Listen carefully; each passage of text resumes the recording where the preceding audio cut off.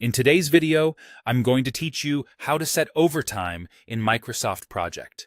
By the end, you'll know how to define overtime pay for your resources, schedule overtime hours on tasks, and review the cost and effort impacts so your plan reflects real-world extra work.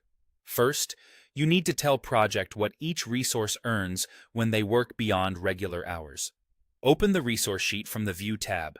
Find the resource you want to update and look for the Overtime Rate column. If you don't see it, insert it by adding a new column named Overtime Rate.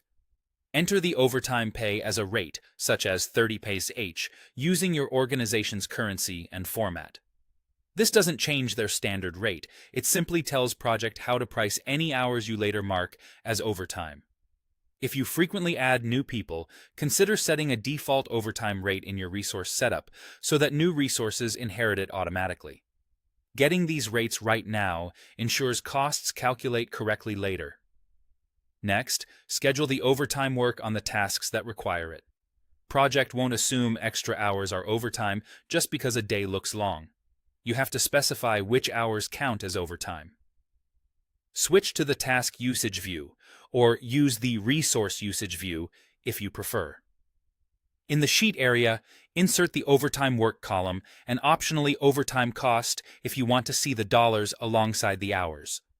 On the Assignment row, not the Summary row, type the number of hours that should be treated as overtime.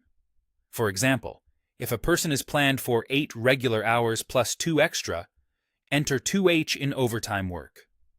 Project will keep the total work equal to regular work plus overtime work. Depending on your task type, adding overtime can reduce task duration. With fixed work or fixed units, those extra hours add more effort and can shorten the schedule, while fixed duration tasks will keep the duration steady and only change cost. Finally, review the results to make sure your plan and costs align.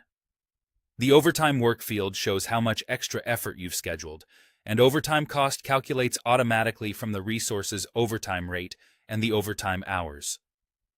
If you're tracking progress, add actual overtime work and actual overtime cost to compare what really happened against what you planned.